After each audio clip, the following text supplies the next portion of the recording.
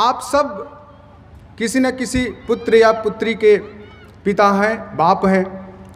अपने संतान को अग्रसर करने में, अपने संतान को तरक्की के शीर्ष पर पहुंचाने में एक बाप की क्या भूमिका होती है, यह सब आप लोग पूरी तरह से समझते हैं, जानते हैं। मैं आप लोगों को ये बताना चाहता हूँ, ये एहसास दिलाना चाहता हूँ कि हमारे बाप ने उस संविधान को जिसमें हमारे सारे अधिकार अंतर्निहित है, बनाने के लिए क्या तकलीफें झेली।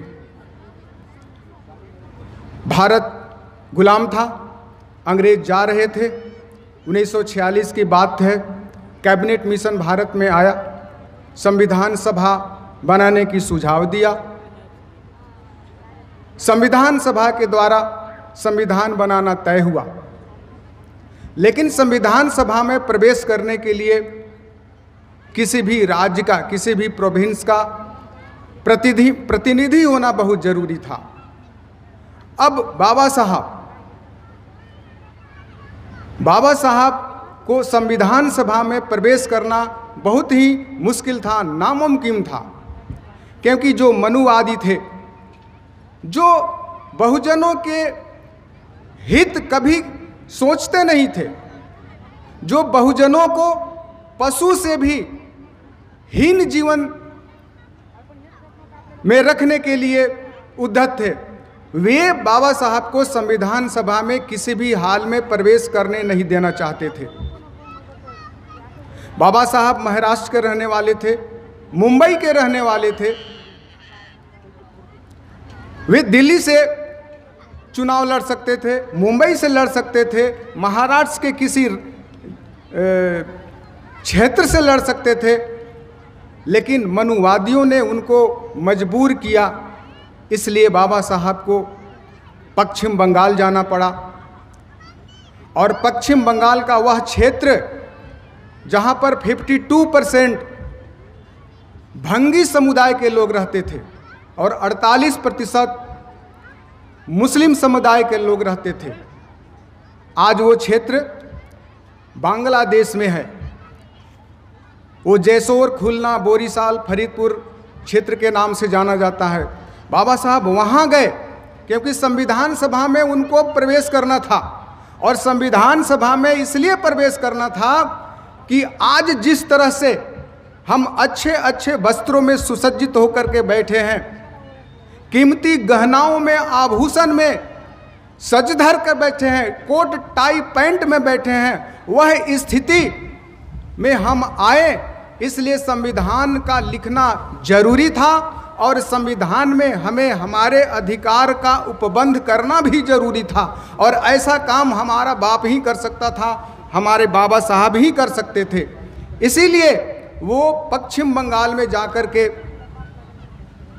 भंगी समुदाय और मुस्लिम समुदाय के मदद से, वहाँ एक नेता थे जोगेंद्रनाथ मंडल, उन्होंने बहुत सहयोग दिया।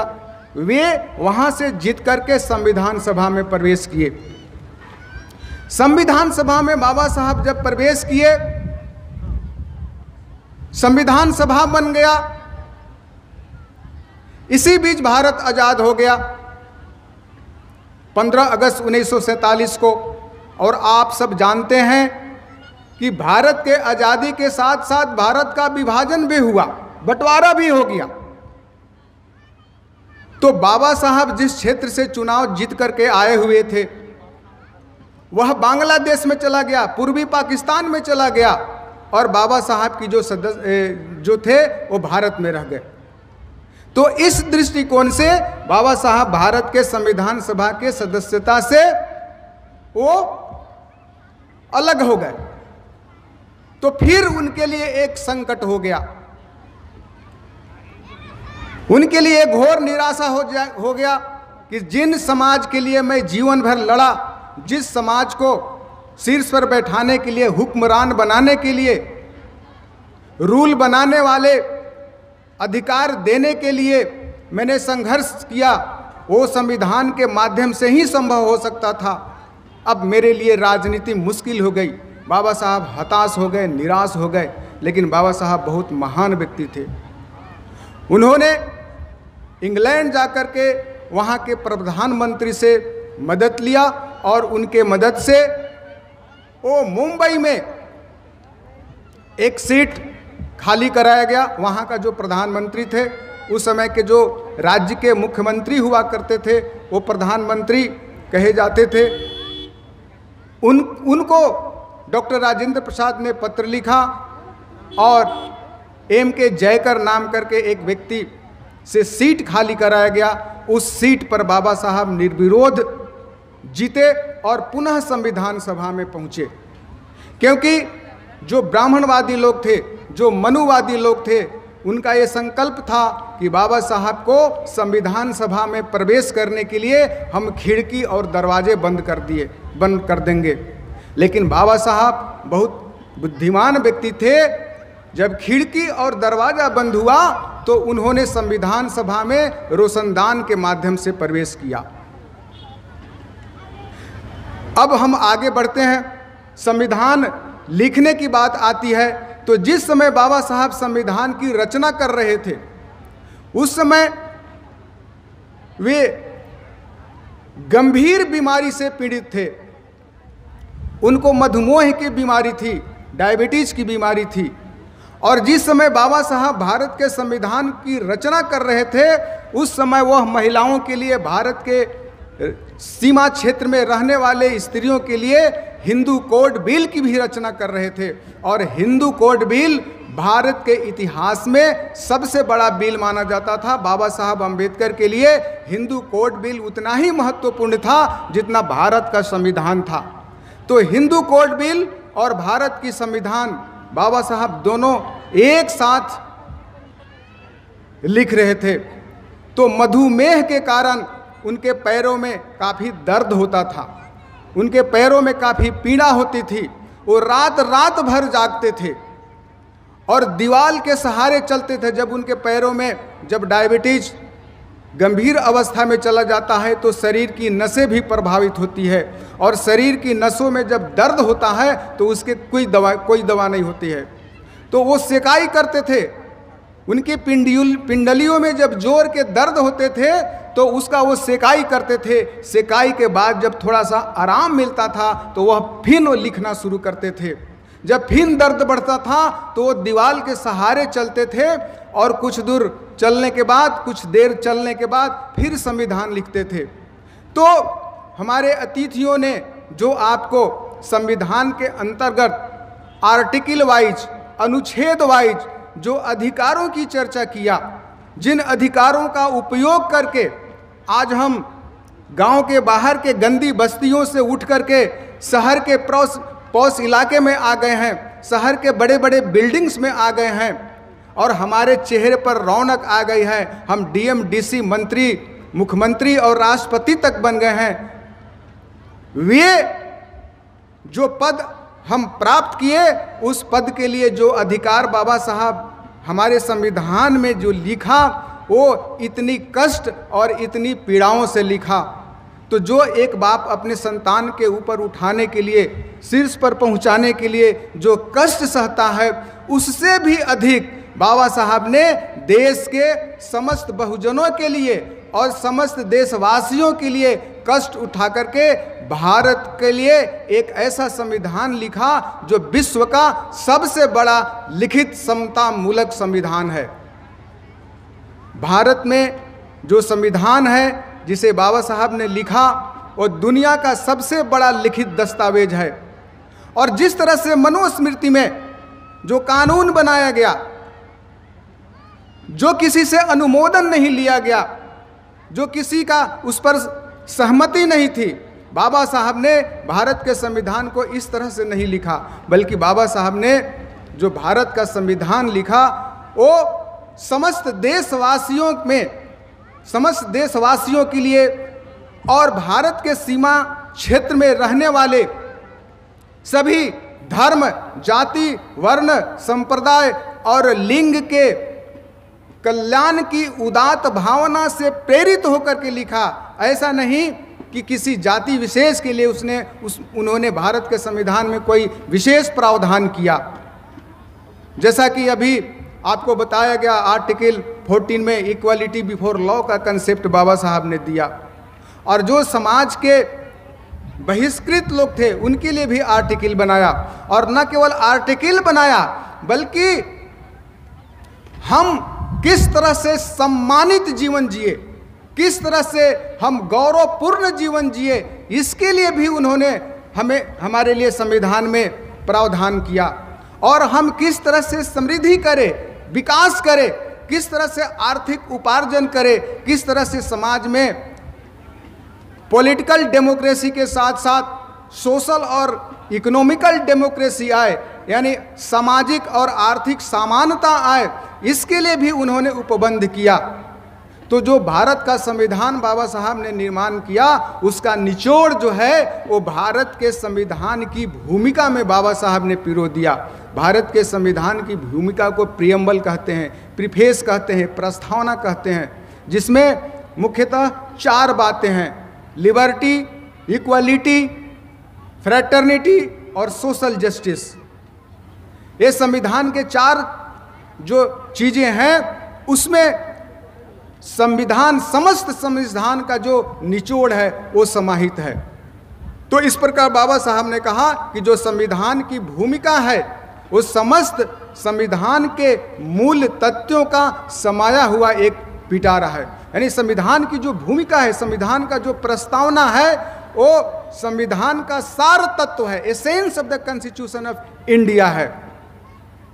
स्वतंत्रता, जो हमें कभी बोलने की आज़ादी नहीं थी, अपने बातों को रखने की आज़ादी नहीं थी, उसका बाबा साहब ने उसमें प्रावधान किया। इक्वालिटी, भारत के सीमा क्षेत्र में रहने वाले सारे लोग बराबर होंगे। और जो सबसे महत्वपूर्ण बात है भारतीय संविधान की भूमिका की, वह है फ्रेटर्निटी, वह है बंधुत्व, वह है भाईचारा। भाईचारा का मतलब क्या होता है? भाईचारा का मतलब होता है कि अगर मुझे कोई गाली देता है तो जैसे मुझे बुरा लगता है वैसे दूसरे को भी गाली देने से बुरा लगता है। जैसे कोई मुझे मारता है और मुझे मारने से मुझे दर्द होता है, तकलीफें होती है, उसी तरह अगर मैं किसी को मारूंगा तो उसे भी दर्द होगा, उसे भी तकलीफें होगी। ऐसी भाव पैदा करना, ऐसी अपनापन, अपनत्व का जो सोच है उसे पैदा करना, यह फ्रेटर्निटी है। तथागत बुद्ध ने इसी को मैत्री कहा। तथागत बुद्ध ने जो मैत्री कहा, उस मैत्री का किसी भी भाषा में कोई समतुल्य शब्द नहीं है, लेकिन फिर भी भारत के संविधान में उसी मैत्री को फ्रेटर्निटी कहा गया है, बंधुत्व कहा गया है। इसीलिए ये बंधुत्व ऐसी बात है जिससे कि हर नागरिक, देश का हर नागरिक एक दूसरे को अपना समझे, अपना भाई समझे, ऐसा समझे कि जो खून मेरे में प्रवाहित हो रहा है वही खून उसमें भी प्रवाहित होता है। तो ये जो फ्रेटर्निटी शब्द है, इसको बाबा साहब ने धर्म कहा है कि फ्रेटर्निटी ही धर्म है।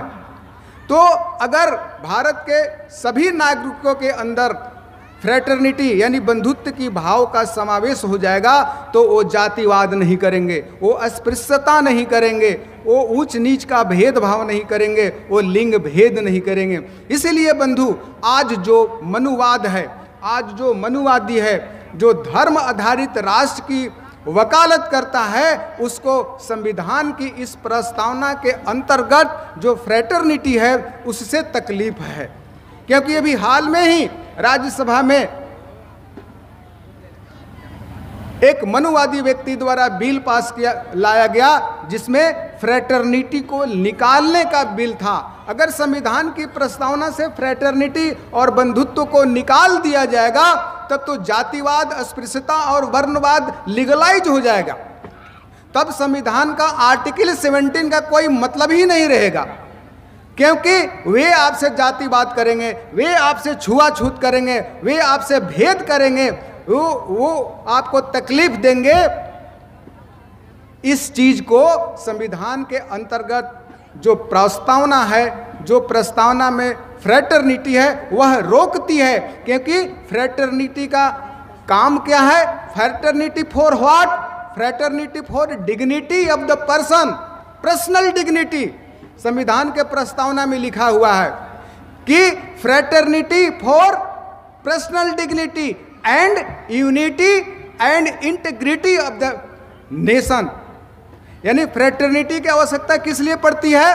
पर्सनल डिग्निटी के लिए। अगर कोई व्यक्ति चमार जाति का है, अगर कोई फॉरवर्ड कास्ट को ये बोलता है कि तुम चमार हो, नीच हो, तुम हमसे दूर रहो, तो इसमें उसको डिग्निटी जाता है कि मेंटेन रहता है? तो फ्रेटर्निटी का यही काम है कि भारत के सीमा क्षेत्र में रहने वाले जो भी लोग हैं उनका वो डिग्निटी मेंटेन करे। और इस बात को बाबा साहब ने भारत के संविधान के आर्टिकल 21 में पिरोया है। भारत के संविधान के आर्टिकल 21 में दो बातें हैं। एक तो जैसा कि ताई जी ने बतलाया, शिक्षा का अधिकार, और एक दूसरी बात जो है वो प्राण और दैहिक स्वतंत्रता का अधिकार। यानी आपका जो शरीर है, आपका जो प्राण है, उसके रक्षा का आपका फंडामेंटल अधिकार है, राइट्स है। अगर आपको कोई मारने आता है, आपको कोई अपमानित करता है, तो आपको उसके मार से बचने का अधिकार है, आपके उसके अपमान से बचने का अधिकार है, उसको काउंटर करने का अधिकार है। तो ये फ्रेटर्निटी का मतलब होता है। इसलिए मनुवादियों को पेट में दर्द हो रहा है कि भारत के संविधान की भूमिका में ये जो फ्रेटर्निटी है वो हमें ऐसा करने से रोकती है। फिर भी देश में अत्याचार हो रहा है, दलितों को जिंदा जलाया जा रहा है, बहन बेटियों को रेप किया जा रहा है। लेकिन भारत का संविधान है तो हम उसके आधार पर लड़ सकते हैं, लेकिन उसको भी वो कानूनी अधिकार से मिटाना चाहता है। बाबा साहब कहते हैं कि भारत के संविधान की भूमिका में जो मुख्यतः 3 बातें हैं, स्वतंत्रता, समानता और बंधुत्व, लिबर्टी, इक्वालिटी और फ्रेटर्निटी। ये बातें कहां से आई? बाबा साहब कहते हैं कि मेरे जीवन का दर्शन, the philosophy of my life, 3 चीजों में छिपा हुआ है। ये 3 चीज कौन से हैं? 3 पवित्र तत्वों में छिपा हुआ है। बाबा साहब ने ऐसा कहा। और ये 3 पवित्र शब्द जो हैं वो स्वतंत्रता, समानता और बंधुत्व है। और फिर आगे बाबा साहब बोलते हैं कि ये जो तीनों शब्द है उसको मैंने अपने गुरु बुद्ध के शिक्षाओं से ग्रहण किया। बहुत सारे पढ़े लिखे लोग फ्रांस की क्रांति की बात करते हैं। 1789 में फ्रांस की क्रांति हुई थी, उसमें इक्वलिटी, लिबर्टी और फ्रेटर्निटी की चर्चा हुई थी। लेकिन बुद्ध तो ईसा के 563 वर्ष पहले पैदा हुए थे और वे सबसे पहले व्यक्ति थे जिन्होंने स्त्रियों को अधिकार दिया, जिसने अछूतों को संघ में प्रवेश कराया। क्योंकि बुद्ध का जो धम्म था, जो भिक्षु संघ था, वो एक प्रकार का समुद्र के समान था। जिस प्रकार समुद्र में सारी नदियां जाती है और नदियां समुद्र में मिल करके अपना अलग अलग पहचान खो देती है, उसी तरह से बुद्ध ने जो संघ बनाया, उस संघ में सारे जाति और धर्म के लोग, अलग अलग वर्ण के लोग मिलकर के बुद्धिस्ट हो गए, इंसान बन गए। तो इस प्रकार बुद्ध ने सबसे पहले इक्वालिटी और लिबर्टी की बात की और मैत्री की बात की। उसी को बाबा साहब ने पकड़ा और भारत के संविधान की भूमिका में उसको पिरोया। तो ये जो 3 तत्व है वो हमारे लिए रक्षा कवच हैं, वो सेफ गार्ड हैं। इसीलिए फ्रेटर्निटी को निकालने की मुहिम चलती है। एक और शब्द है भारत के संविधान की भूमिका में, समाजवाद, जिसके बारे में भी आपको कहा गया हमारे अतिथियों द्वारा कि समाजवाद क्या है। समाजवाद को आपको समझाया गया। बाबा साहब ने समाजवाद को भारत के संविधान के आर्टिकल 36 से 51 में समाया है। ये राज्य के नीति निर्देशक तत्वों में आते हैं, directive principle of state policy में आते हैं।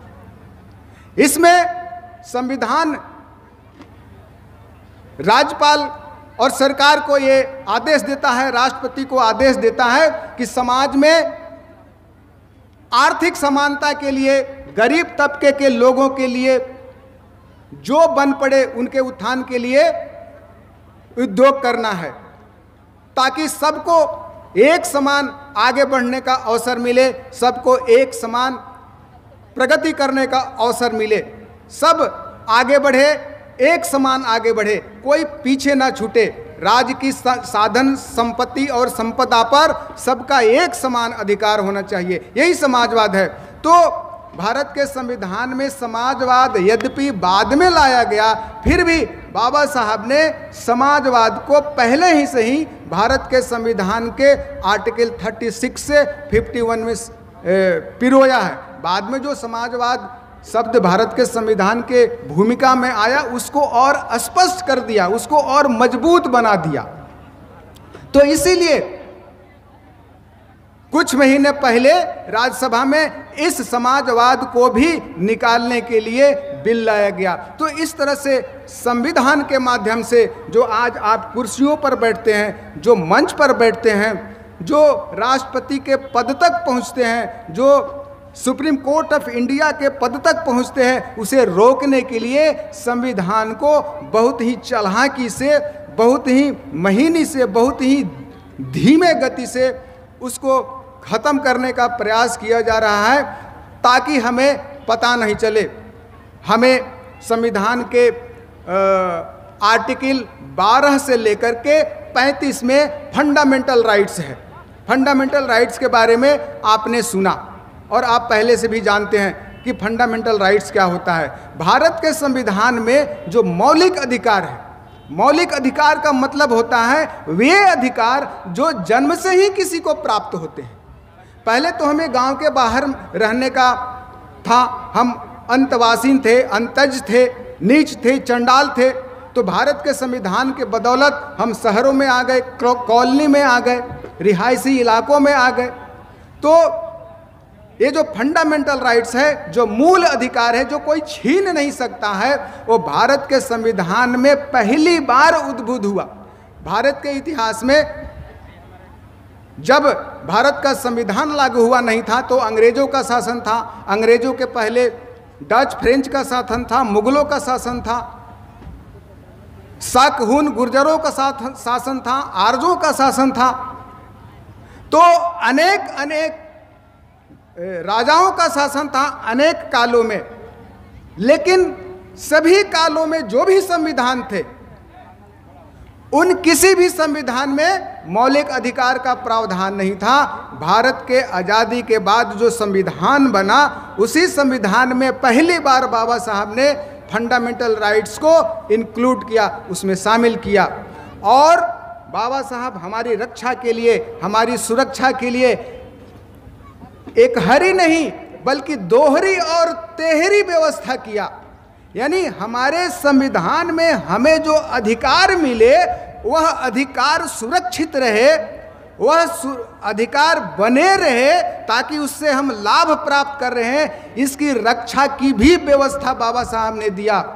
यदि आपके हाथ में कलम दे दिया जाए लिखने के लिए, लेकिन आपके दोनों हाथ को रस्सी से बांध दिया जाए तो आप लिख नहीं सकते।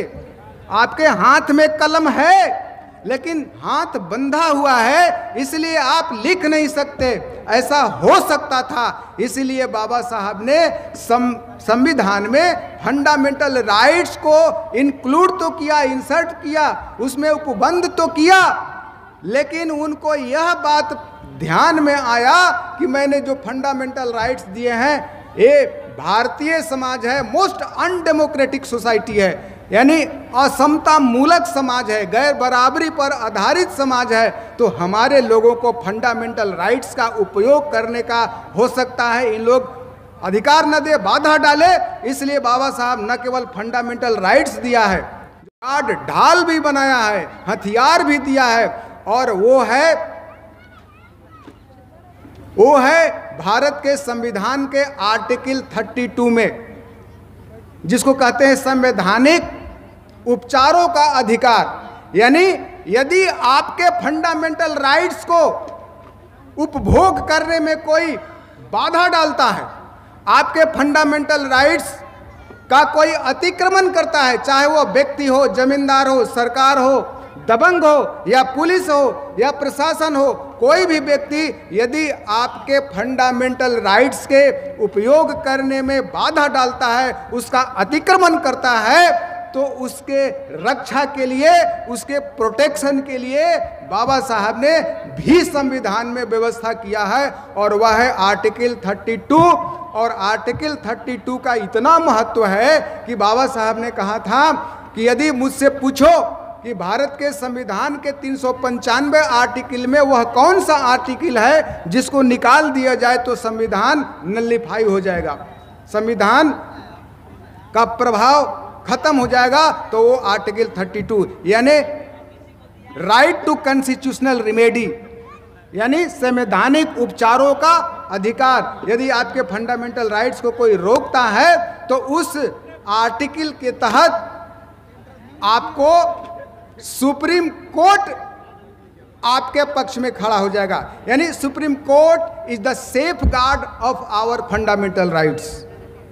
यानी आपके फंडामेंटल राइट्स को कोई अतिक्रमण करता है, जैसे एक उदाहरण मैं दूं, अगर आप बैठे हुए हैं किसी कारणवश, ईर्ष्यावश, द्वेषवश या किसी नेता के प्रभाव में आपको अगर पुलिस उठा करके लॉकअप में बंद कर देती है, तो आपको कोर्ट जाने की जरूरत नहीं है। आपको एक सिंपल चिट्ठी लिखना है। अगर आप आर्थिक रूप से कमजोर हैं तो हाई कोर्ट में या सुप्रीम कोर्ट में, अगर वो चिट्ठी आपको सुप्रीम कोर्ट में पहुंच गई तो सुप्रीम कोर्ट एक्शन लेगा और उस पुलिस को, उस राज्य के अथॉरिटी को आदेश देगा कि जिस व्यक्ति को लॉकअप में बंद किया है उसको उठाकर मेरे सामने प्रोड्यूस करो, और उसको इंस्ट्रक्शन देगा। तो इस प्रकार हमारे जो फंडामेंटल राइट्स हैं, उस राइट्स के प्रोटेक्ट करने के लिए भी डबल प्रोटेक्शन की व्यवस्था हमारे संविधान में है, वो है राइट टू कॉन्स्टिट्यूशनल रेमेडी। तो इसके तहत हम सुप्रीम कोर्ट में जाते हैं, यानी रीट का अधिकार। रीट का मतलब होता है माननीय न्यायालय द्वारा न्यायिक आदेश, जो बिना लोअर कोर्ट के ट्रायल में गए हुए, गवाही में गए हुए, कोर्ट के चक्कर लगाए हुए आपको अपना अधिकार मिल जाएंगे। बस जानना आपको है, आपको जानना है कि आपके अधिकार क्या है और अधिकारों का हनन कैसे हो रहा है। ये है हमारे जो बाबा साहब हैं, एक बाप जो अपने संतान के लिए जो करता है, उससे भी बढ़कर के बाबा साहब ने हमारे लिए किया। जब हमारे बाबा साहब हमारे लिए इतना त्याग कर रहे थे, इतना परिश्रम कर रहे थे, पढ़ाई कर रहे थे, तो खुद के उन्होंने अपनी संतान की चिंता नहीं की, और हमारे लिए उन्होंने अपने 4 संतान को नवजात अवस्था में ही शहीद कर दिया। तो ये होता है बाप, और ये होता है बाप की भूमिका। इसलिए मैडम सुषमा अंधारे जी ने आपको कहा कि हमारा बाप क्या है। हमारा बाप तो दुनिया का सर्वश्रेष्ठ व्यक्ति है, उनके जैसा कोई आज तक भारत में पैदा नहीं हुआ, इसलिए हमें गर्व होनी चाहिए। तो आज जिस तरह से भारत के संविधान के माध्यम से हमें अधिकार दिया गया, और जिस तरह से जो हमारे साथ बैठते नहीं थे, जो हमारे साथ बैठकर खाते नहीं थे, उनको आज हमारे साथ बैठना पड़ रहा है, उनको हमारे आदेश का अनुपालन पड़ रहा है, यह बात उनके दिल में कहीं कहीं कचोटता है। इसलिए वो संविधान राज को खत्म करके वो धर्म आधारित राज्य की बात करते हैं, हिंदू राष्ट्र की बात करते हैं। जब हिंदू राष्ट्र की बात करते हैं तो इसका मतलब होता है वर्ण व्यवस्था पर आधारित राष्ट्र, और वर्ण व्यवस्था पर आधारित राष्ट्र का मतलब होता है कि आपके सारे मौलिक अधिकार गौण हो जाएंगे, भारत का संविधान ब्रेक डाउन हो जाएगा। क्योंकि भारत के आज़ादी के बाद जब संविधान लिखा गया, तो संविधान लिखने के बाद बाबा साहब ने संविधान सभा में बोला था कि अब भारत देश में कुछ घटित होता है तो इसका दोष आप अंग्रेजों को नहीं दे सकते हैं, यह आपके देश में संविधान है और देश में शासन चलाने की जिम्मेदारी आपके ऊपर है। तो इस प्रकार बाबा साहब ने जो हमारा धार्मिक अधिकार दिया है, right to religious freedom, article 25 से लेकर के आर्टिकल 30 में, वो हमें प्रोटेक्ट करता है कि हम कोई भी धर्म को मान सकते हैं। क्योंकि हिंदू राष्ट्र के जो प्रणेता हैं, जो हिंदू राष्ट्र के अवधारणा के जन्म देने वाले हैं वो महाराष्ट्र के ही हैं, सावरकर जी। उन्होंने लिखा है कि इस देश में रहने का अधिकार उसी को है, इस देश के प्रति लॉयल वही हो सकता है, इस देश का शासक वही हो सकता है जो इस देश को पितृभूमि और पुण्य भूमि माने। पुण्य भूमि मानने का मतलब होता है कि आपकी जो आस्था है, आपका जो विश्वास है, जिस देवी देवता के प्रति रखते हैं वो भारत का ही होना चाहिए और आपका ओरिजिन भारत का ही होना चाहिए। इस दृष्टिकोण से जो हमारे देश के जो धार्मिक अल्पसंख्यक वर्ग के लोग हैं, ईसाई वर्ग के लोग हैं, मुस्लिम वर्ग के लोग हैं, उनकी आस्था तो जेरूसलम में है, उनकी आस्था तो मक्का मदीना में है। इस दृष्टिकोण से वो भारत के पुण्य भूमि नहीं मान सकते हैं, क्योंकि भारत में राम हुए हैं, कृष्ण हुए हैं और न जाने कितने 33 करोड़ देवी देवता हुए हैं। तो सावरकर बोलते हैं कि भारत को पुण्य भूमि मानने वाले की ही ये भारत भूमि है। इस दृष्टिकोण से जो धार्मिक अल्पसंख्यक वर्ग के लोग हैं वे इस भारत के देश के निवासी नहीं हैं, और जब निवासी नहीं है तो इस देश का शासक भी नहीं बन सकते हैं। तो हिंदू राष्ट्र जब होगा तो इन वर्गों का क्या होगा? बाबा साहब को यह बात मालूम था, बाबा साहब को यह चीज़ मालूम थी, इसलिए उन्होंने भारत के संविधान के आर्टिकल 29 और 30 में धार्मिक अल्पसंख्यकों को यह अधिकार दिया कि आप अपनी भाषा और संस्कृति के अनुसार जी सकते हैं। आप जिस भाषा, धर्म और संस्कृति को मानते हैं उसका प्रचार भी कर सकते हैं। तो बाबा साहब हर मनुवादी की हर चाल का काट भारत के संविधान में अंतर्निहित किया है। इसलिए मेरे भाई, हम दिन भर के कार्यक्रम में 4-5 घंटा के कार्यक्रम में आपको ये समझाने का प्रयास करते हैं कि भारत की संविधान है तो हमारा स्वाभिमान है, भारत का संविधान है तो हमारा मान है। इसलिए हर हाल में आपको एकीकृत होकर के, यूनाइट होकर के, शक्तिशाली बनकर के इस संविधान की रक्षा करनी चाहिए। और भारत के संविधान के माध्यम से न केवल मूल निवासियों और बहुजनों की रक्षा की गई है। आपको पता है कि 15 अगस्त 1947 को भारत आज़ाद हुआ था, लेकिन भारत की पूर्ण आज़ादी 26 जनवरी 1950 को हुआ। पूर्ण आज़ादी, और पूर्ण आज़ादी तब हुई जब भारत का संविधान लिखा गया। अब भारत का संविधान किसने लिखा? भारत का संविधान बाबा साहब ने लिखा, और भारत के संविधान लिखे जाने से पूर्ण आज़ादी मिली। 26 जनवरी 1950 को हम रिपब्लिक डे मनाते हैं, गणतंत्र दिवस मनाते हैं। और गणतंत्र दिवस मनाने का मतलब ये देश जो है, ये जो है से पब्लिक गवर्नमेंट हो गया। और पब्लिक गवर्नमेंट का मतलब होता है हम वोट के माध्यम से सरकार को चुने। तो अगर बाबा साहब भारत का संविधान नहीं लिखते तो ये देश रिपब्लिक इंडिया नहीं बनता। यानी भारत के संविधान लागू होने के बाद 26 जनवरी 1950 को ये भारत जो है से गणतांत्रिक देश बना। अगर भारत का संविधान नहीं होता तो ये देश गणतांत्रिक नहीं होता, यानी भारत को गणतंत्र नसीब नहीं होता। तो इसका ये अर्थ है कि वो बाबा साहब ही हैं, वो भारत का संविधान ही है जो इस देश को गणतंत्र नसीब हुआ, जिसमें हम आज़ादी की खुली सांस लेते हैं। और आज़ादी की खुली सांस जो हम सिर्फ बहुजन समाज के लोग ही नहीं बल्कि भारत के सीमा क्षेत्र में रहने वाले, भारतीय उपमहाद्वीप में रहने वाले सारे लोग लेते हैं।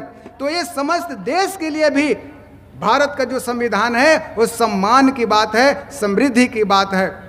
तो अब मैं अपनी बात को समाप्त करते हुए यह याद दिलाते हुए कहना चाहूँगा कि हमारा जो संविधान है हमारा स्वाभिमान है, हमारा सम्मान और हमारा समृद्धि का आधार है। जिस धरातल पर हम बैठे हैं, जिस धरातल पर हम खड़े हैं, वह धरातल अगर खिसक जाएगी तो हम कहीं की भी नहीं रह जाएंगे। इसलिए जो हमारा भारत का संविधान है, जो हमारे शान का कारण है, स्रोत है, उसको बचाना है। बहुत खतरा है। हिंदू राष्ट्र का बहुत ही तकनीकी ढंग से, बहुत ही चालाकी से और बहुत ही इसको मनोयोग से लागू करने का प्रयोग हो रहा है।